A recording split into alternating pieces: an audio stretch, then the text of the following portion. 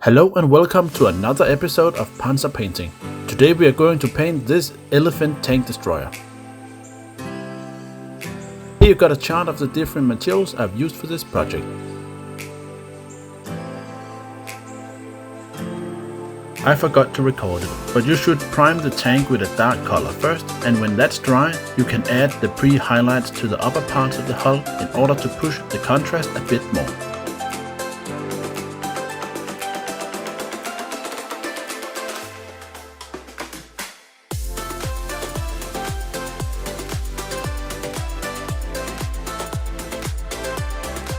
We first apply the dark base color to the lower and darker parts of the tank. It's not a big problem if you overspray to the higher part of the hull, but you should of course try to avoid it.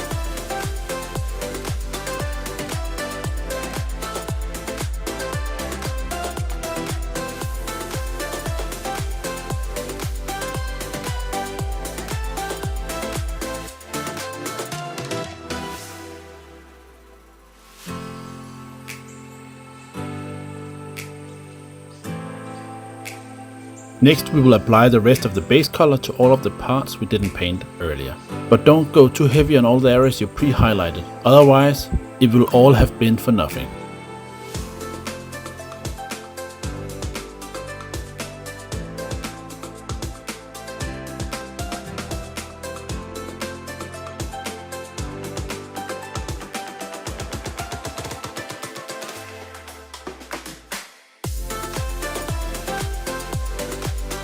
Now we can apply the first highlight to the tank. We're aiming for about half of any horizontal surface as well as all the smaller things such as screw hedges.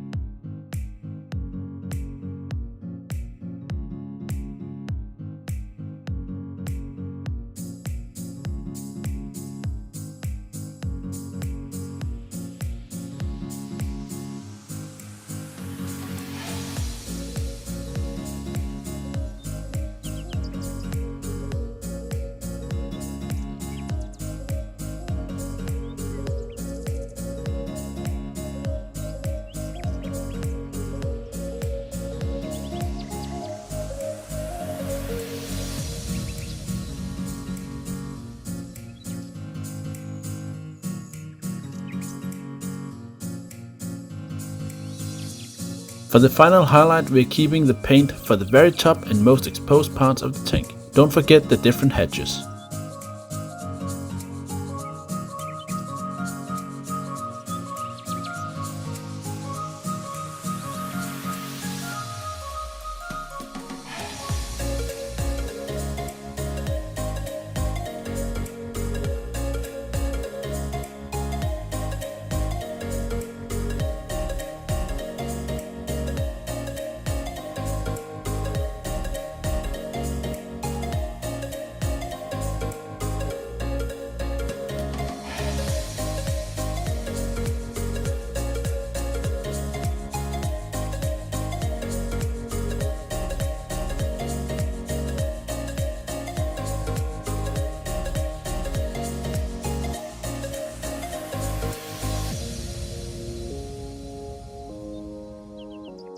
For the camouflage you should mix your color and thinner with about 50-50 ratio.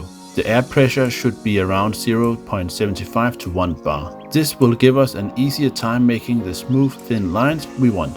When you start to paint the green lines, you'll have to go over them multiple times, so don't rush it. If you are uncertain about it, try it out on a piece of plastic before applying it to the tank.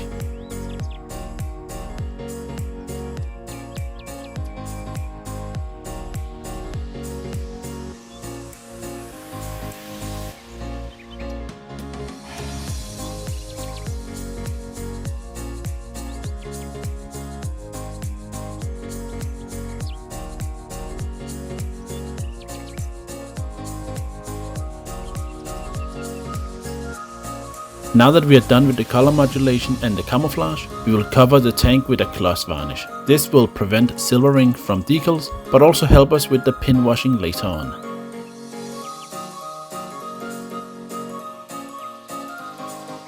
Let the decals soak in some warm water for a few minutes, then leave them on a piece of paper in order to get rid of the water. Apply some decal set to the wanted surface and add the decal.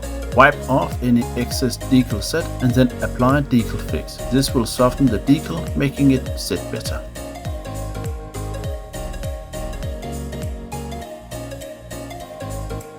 Next we'll add a filter to our tank. It isn't strictly necessary, but I wanted to try it out. The idea is to blend the different colors better together, adding a better contrast. Brush it on the tank, section by section, and remember not to let it pool anywhere. When it's dry, you can add another layer if you like.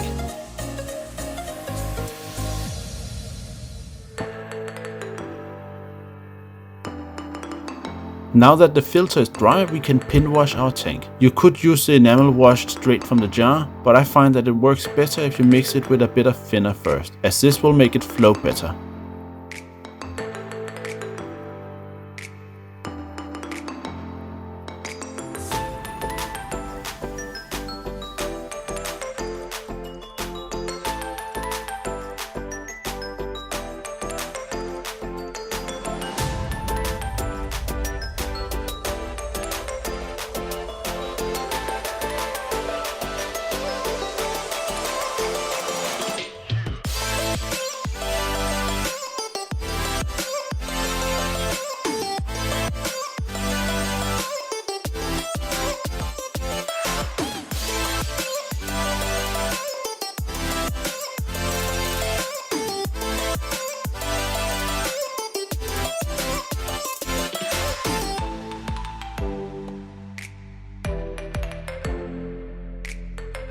After about 20 to 30 minutes, the enamel wash is dry enough for us to remove the excess. You can use an old brush or a cotton bud for this job. Just dip it in some enamel thinner, wipe off most of the thinner in a piece of paper, and then clean the tank. You can use an old brush in places you can't reach with a cotton bud. However, be gentle.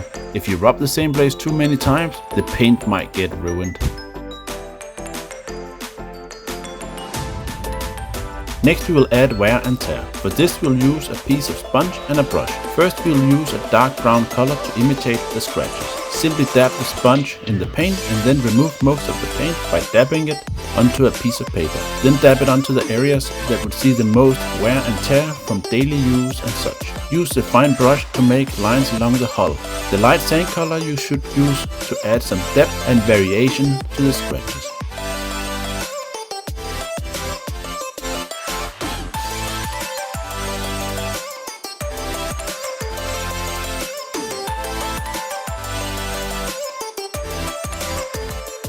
Now we can start painting the tracks, the hull-mounted MG and the periscope by using a dark gray. For the highlights, we'll use a lighter gray just to highlight the different track lengths and the surface of the MG.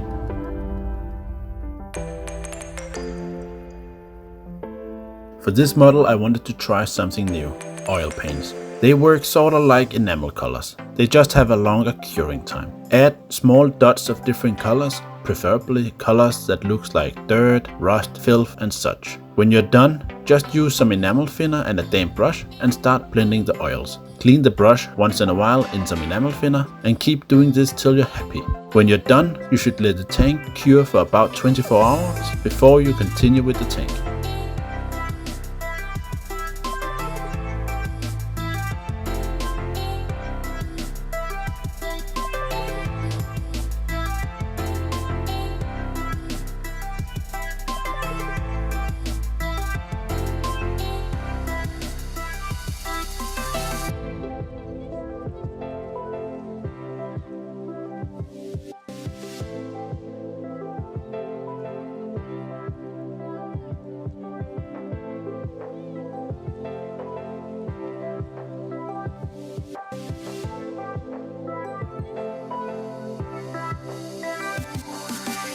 Now we can mess up our tank I'm aiming for a dirty but dry look. For this I'm using 3 different pigment colors. Mix them with some thinner till it becomes a wet paste, then add them starting with the darkest, then the middle one, ending with the lightest. When it's dry, use the same mix, load an old brush and flick it onto the tank with a toothpick. When it dries, use some enamel thinner and a brush to blend some of the pigments. I think it looks okay, but I still have to master this technique and I got a lot to learn.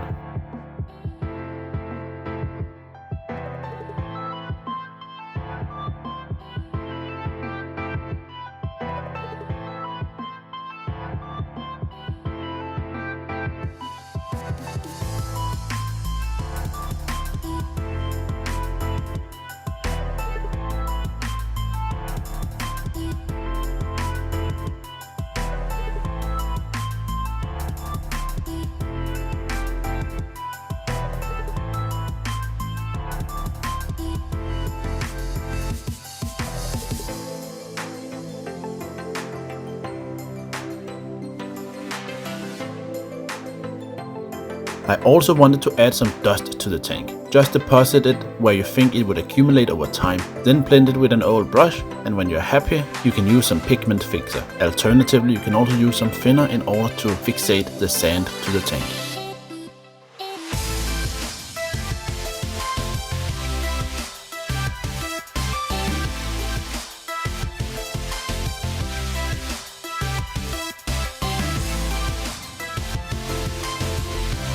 For the final touch, we'll add some oil spills. Just add it near the fuel caps, let it dry and add some more if you like. You can thin it a bit if you want a softer appearance.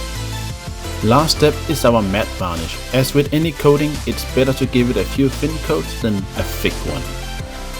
That ends this episode of Panzer Painting. I hope you enjoyed it and that you can use it as inspiration for how to paint your own Elefant tank destroyer, or any other German tank of course. Don't forget to like, comment and subscribe if you want to see more. See you next time.